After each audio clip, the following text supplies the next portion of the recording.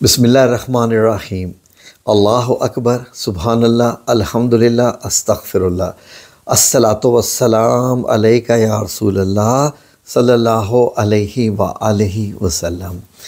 नाज़रीन, बहुत सारे लोग इस तलाश में रहते हैं कि उनको कुछ ऐसी तस्बीह मिले, कोई ऐसा अमल मिले जिससे वो हसार बांध सकें, और हसार भी ऐसा कि जो वाकई मुस्तनद किस्म का हो, जिसकी कोई शहादत गवाही किसी ख़ास जगह से मिली हुई हो, वो अल्लाह रब्बुल इज़्ज़त ने बताई हो या उसके नबी करीम सल्लल्लाहु अलैहि वसल्लम ने बताई हो। कुछ ना कुछ तो होनी चाहिए, हत्ता कि औलिया कराम का तो होना ही चाहिए नाज़रीन, या अल्लाह रब्बुल इज़्ज़त जो कुछ ख्वाब में बता दे। लेकिन नाज़रीन, आज जो हम आपको हसार बताने जा रहे हैं, यकीन कीजिए कि उसकी गवाही किस में है। ये देखिए, ये मेरे हाथ में एक किताब है, ये ग्रीन कलर का लिखा हुआ है तफसीर इब्न कसीर। ये वाली किताब नाज़रीन मेरे हाथ में है, ये कुरान अल करीम है। ये कुरान मजीद की दुनिया की सबसे मुस्तनद और डिटेल्ड वाली तफसीर है, तर्जमा व तशरीह।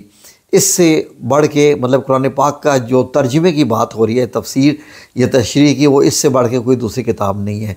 मौलाना मौदूदी की भी है, तफ़हीम दीन, बाकी भी और हैं, लेकिन इन जैसी कोई भी नहीं है जितनी इसमें तफसील है।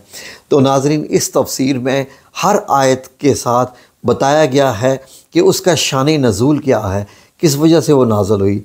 तो नाज़रीन, सूरह बकरा का जब मैं आप लोगों की खिदमत में मतलब यह है कि पेश कर रहा हूँ आजकल तर्जमा, तो मुझे इसमें से देख के याद आया कि आप लोगों को ये तो मैंने बताया ही नहीं है कि सूरह अल बकरा की आयात का ऐसा हसार है कि जो किसने बताया, नबी करीम सल्लल्लाहु अलैहि वसल्लम ने बताया। फॉर एग्ज़ाम्पल, जो मेरे पास तफसीर इब्न कसीर है, इसके सफ़ा नंबर 60 में, सफ़ा नंबर 60 में हज़रत अब्दुल्ला बिन मसऊद रज़ी अल्लाह अन्हो से रवायत है कि नबी करीम सल्लल्लाहु अलैहि वसल्लम ने इरशाद फरमाया कि जो बंदा सूरह अल बकरा की, ये जो अभी आयत में आपको बताने लगा हूँ आयतें, ये बंदा पढ़ ले तो 24 घंटे तक उस पर हंसा रहता है और दुनिया का कोई भी शर उस पर गालिब नहीं आ सकता। ख्वाह वो जादू है, जिन्नात है, नज़र बद है, काला जादू है, कुछ भी है। ऐसी ये जो आयात हैं जिनको मैं आपको तरतीब बताने लगा हूँ, अगर आप इनको सुबह तकरीबन अच्छी आवाज़ में, यानी ऊंची आवाज़ में नहीं, ऊंची से मुराद है कि बहुत लाउडली आवाज़ में नहीं, चीख के नहीं, जितनी आवाज़ से मैं बात कर रहा हूँ, आप इन आयात को पढ़ लीजिए और इतना जहन में रख लीजिए कि अब कोई जिन आप पर हमला नहीं कर सकता, ना कोई और काला जादू, ना नज़र बद, ना नज़र हसद, कुछ भी नहीं। तो नाज़रीन, क्या वजह है कि हम ये काम नहीं कर सकते? हमसे इतना भी नहीं होता कि ये चंद आयात जो मैं आपको बताने लगा हूँ, आप अगर ये पढ़ लें तो 24 घंटे बल्कि हसार में रहें। तो यकीन करें कि मैं ये समझता हूँ कि सुबह भी पढ़ लें, रात को पढ़ लें, तो 100% 24 घंटे आप अल्लाह रब्बुल इज़्ज़त के हसार में रहेंगे। ये आयत अल्लाह की हैं, हर आयत की पावर है। अभी मैं आपको आयत का बताता हूँ तो आप ख़ुद हैरान हो जाएंगे। ये जो आयत जिनका बताने लगा हूँ, इनको अगर आप पढ़ लें तो यकीन करें कि आप जहन में रख लें कि आयत के पढ़ने के बाद आप पे कोई चीज़ भी हैवी हो ही नहीं सकती, ख्वाह घुस जाए आप जिन्नों में। वो कौन सी आयत हैं? नंबर 1 नोट कर लीजिए, मैं आपको स्क्रीनशॉट भी दे देता हूँ, लेकिन लिख भी लीजिए। आप मेरी वीडियो को चाहे तो यहाँ रोक दें और यहाँ पर लिख दीजिए। कुरान पाक तो हर घर में है ना। सूरह अल बकरा की पहली 4 आयात, सूरह अल बकरा की पहली 4 आयात ये वाली होगी जो कि अलिफ लाम मीम है, पहली आयत है। फिर ज़ालिकल किताबु ला रैब फ़ीहि हुदल लिल मुत्तक़ीन, ये दूसरी होगी। और फिर अल्लज़ीना युमिनूना बिल गैबि व युक़ीमूनस्सलाता व मिम्मा रज़क़नाहुम युनफ़िक़ून, ये तीसरी होगी। फिर चौथी वल्लज़ीना युमिनूना बिमा उन्ज़िला इलैका व मा उन्ज़िला मिन क़ब्लिका व बिल आख़िरति हुम युक़िनून, ये तो होगी पहली 4 आयतें। ये आपने पढ़ ली, कुछ भी मुश्किल नहीं है, याद भी कर सकते हैं। उसके बाद कुरान मजीद की जो सरदार आयत है, कुरान मजीद की तमाम आयात की सरदार आयत आयतल कुर्सी, वो आपने पढ़नी है। आयतल कुर्सी आपको आती ही है, आयतल कुर्सी पढ़ी। अब आयतल कुर्सी के जो आगे वाली 7 वाली 2 आयात हैं, वो वाली वो कौन सी है? آیت الکرسی کا نمبر ہے 255، 255 نمبر۔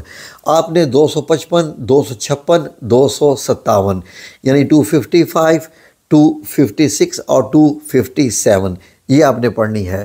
آیت الکرسی کے بعد والی جو آیت ہے وہ لا اکراہ فی الدین یہ والی ہے، جو کہ سمیع واللہ سمیع علیم پہ ختم ہوتی ہے، اور اللہ ولی الذین یہ والی آیت شروع ہوتی ہے آیت نمبر 57، اور یہ ختم ہوتی ہے اولئک اصحاب النار هم فیہا خالدون یہ والی۔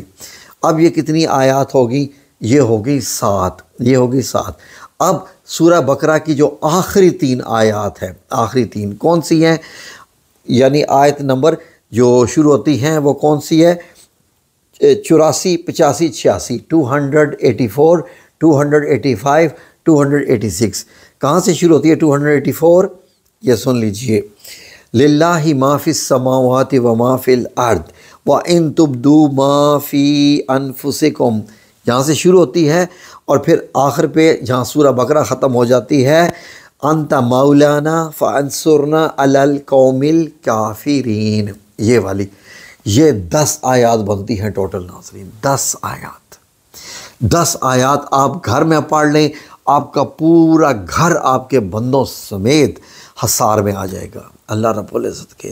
شیطان سے 110% محفوظ، بالکل۔ اللہ کا واسطہ ہے اپنے اوپر رحم کر لیجئے، اللہ کا واسطہ ہے یہ اپنے اوپر ایسا رحم کر لیجئے، اور یقین کیجئے کہ روزانہ یہ پڑھ لیجئے صبح اور شام۔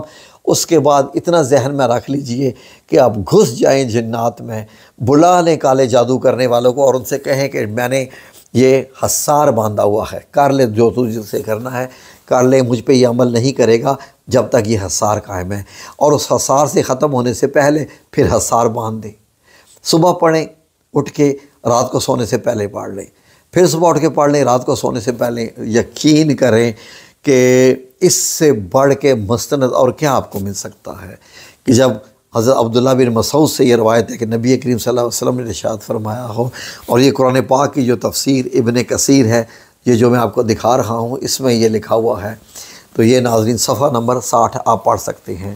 تو اس کے بعد آپ مجھے مت کہیے کہ میرے اوپر جنات ہیں، یا میرے اوپر یہ کسی نے عمل کیا ہوا ہے، یہ کیا ہوا ہے۔ عمل کیا ہوا ہے ختم ہو جائے گا، کچھ بھی ہے، کسی نے تعویذ ڈالے ہیں ختم ہو جائیں گے، کالا جادو ہے ختم ہو جائے گا۔ کتنی دیر ختم ہوگا؟ جتنی دیر اس کا حصار بندہ رہے گا۔ تو کیا روزانہ آپ نہیں باندھ سکتے؟ کیا مسئلہ ہے؟ صبح پڑھ لیں، رات کو سونے سے پہلے پڑھ لیں، تو حصار کو آگے بڑھاتے جائیں نا، اچھی بات ہے، ثواب کا ثواب ہے۔ اور جب آپ سورہ بقرہ کی آیات پڑھ رہے ہوتے ہیں تو فرشتے آپ کے نزدیک آ کے آ جاتے ہیں سننے کے لیے، اور کیا چاہیے اس سے بڑھ کے؟